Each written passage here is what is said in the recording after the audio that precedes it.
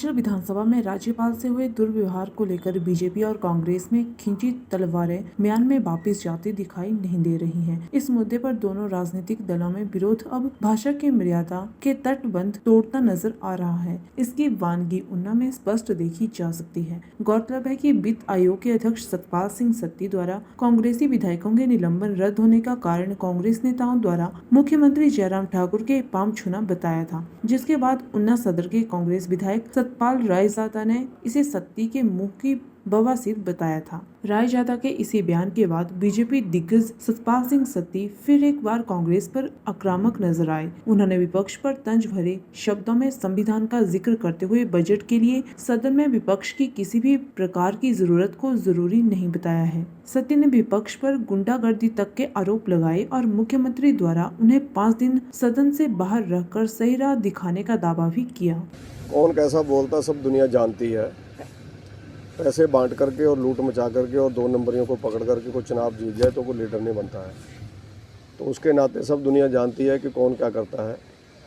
2 नंबरियों को मैं मानता नहीं हूँ, तो 2 नंबरी ऐसी बातें फैलाते हैं और मैं उनके साथ ऐसे ही बोलता हूँ। जो भी बेईमान आदमी 2 नंबर का आदमी मेरे ऊपर काम कराने का दबाव डालता है, उस आदमी को मैं मानता नहीं हूँ। तो ऐसा एक ग्रोह जहाँ पर खड़ा हुआ है, जिसका सरगना जहाँ के कुछ लीडर हैं जो उनको उकसाते हैं, उन लोगों को, जो वाइन माफिया हैं, ड्रग माफिया हैं या अन्य जितने भी माफिया हैं 2 नंबर के लोग, वो लोग ऐसी बातें फैलाते हैं। मुझे उन लोगों की कोई परवाह नहीं है, क्योंकि मैं हमेशा सच के ऊपर खड़ा हूँ और ठीक बातों के ऊपर खड़ा हूँ।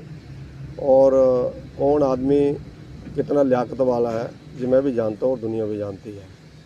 और कौन आदमी ड्रग माफिया को सपोर्ट करता है और कौन आदमी 2 नंबर के लोगों के हाथों में खेल करके राजनीति करता है और किस लीडर के स्टाफ के लोगों ने शराब माफिया को छुड़ाने के लिए पुलिस के साथ लड़ाई लड़ी और उन लोगों के ऊपर केस बने जो कोर्ट में भुगत रहे हैं, ये ऊना की दुनिया जानती है। सब लोग ये जानते हैं। लोग ऐसा कौन से संविधान में लिखा हुआ है कि वहाँ पर विपक्ष के विधायकों की ज़रूरत बड़ी होती है। हम भी रहे हैं 15 साल विधायक और हमने संविधान कोई ऐसा नहीं पढ़ा है। विपक्ष के लोगों ने बड़ा मन रख करके बात करनी चाहिए थी, लेकिन विपक्ष के लोगों ने छोटी बातें की, इसलिए उनको बाहर निकालना पड़ा। और बड़ा मन रखा जयराम ठाकुर जी ने और उनके सभी लीडर्स ने, स्पीकर ने, जिन्होंने बीच में पढ़ के इन लोगों को अंदर लिया। कांग्रेस की यही 2 मुँह ही हैं। जब बाहर बैठे हुए थे तो पाम पड़ रहे थे, अंदर जाके माफिया मांग रहे थे और बाहर आकर के विक्ट्री के निशान बना रहे हैं कि हम लोग जीत गए। कौन सी जीत हुई है इन लोगों की? इन लोगों ने गवर्नर को पीटना अगर जीत है, गवर्नर की गाड़ी को तोड़ना अगर जीत है, गवर्नर के साथ बदतमीजी करना अगर जीत होती है, तो इनको बधाई, कांग्रेस को बहुत बहुत बधाई।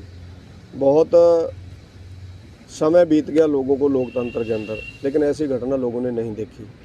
तो बजट के लिए कोई ज़रूरत नहीं होती है इनकी। बजट के लिए मेजॉरिटी की ज़रूरत होती है। बीजेपी के पास 46 विधायक है आउट ऑफ 68, तो उसकी ज़रूरत नहीं होती है। लेकिन पक्ष विपक्ष अंदर रहे, ये अच्छा होता है। ये एक परंपरा है और एक जिसको हम कहते हैं अच्छे लोकतंत्र की एक नींव है, जे वो होना चाहिए। लेकिन विपक्ष गुंडागर्दी करे और उसको अंदर रखना ज़रूरी है, ऐसा जयराम जी ने बता दिया कि ज़रूरी नहीं है। 4-5 दिन बाहर रखे तो उसके बाद भी सारी कार्रवाई चली और प्रदेश भी चल रहा है। ऐसा नहीं है। जो लोगों को बरगलाते हैं, लोगों को ऐसी बातें बोल करके बताते हैं और बड़े अब शेर बन रहे हैं कि हम लोगों को अंदर ले लिया। अगर ऐसे ही शेर थे तो वीरभद्र जी को काहे को बुलाया इन्होंने जयराम जी से बात करने को? वीरभद्र सिंह जी ने जयराम जी से बात की, अच्छा किया, उन्होंने बड़ा मन रखा। वीरभद्र जी सीनियर लीडर्स हैं। शांता कुमार जी ने बात की, धूमल जी ने बातचीत की और जयराम जी ने इनके लोगों से बातचीत की। उसके बाद जो निलंबन रद्द हुआ, उसको मुद्दा क्यों बनाना हम लोगों ने कि हम लोग बड़े जीत गए हैं? तो उसके कारण जो सारी चीज़ें हैं लोकतंत्र को कमज़ोर करने वाले लोगों के हाथ में चली गई हैं, जो लोग लोकतंत्रवादी है ही नहीं। ये लोग हमेशा डिक्टेटरशिप इनके घरों के अंदर रही है, परिवारों के अंदर रही है, पार्टी के अंदर रही है। तो उसके नाते जो लोकतंत्र को ना मानते हैं, ना जानते हैं, ना उसको पहचानते हैं। आज ये खसियानी बिल्ली खंबा नोचे भेजे थे गवर्नमेंट ने, जनता ने ऊना के काम कराने के लिए। वहाँ शिमला में गवर्नर को पीटने लग पड़े, बुजुर्गों को मारने लग पड़े। उसमें जो इनकी किरकिरी हुई है तो उससे बौखला गए हुए हैं। वो चाहे कांग्रेस का कोई भी लीडर है, आज इनके ऊपर उंगली उठाते हैं कि इन्होंने कांग्रेस पार्टी को कटघरे में खड़ा कर दिया। और ऊना का दुर्भाग्य है कि ऊना के 2 विधायक थे उसमें 5 लोगों में से, और दोनों विधायकों ने उन्ना की भी नाक कटवाई थी उसमें। उन्ना से आपका फैसला टीवी के लिए जिला ब्यूरो चीफ जीवन शर्मा के साथ सहयोगी अनुवाला की रिपोर्ट।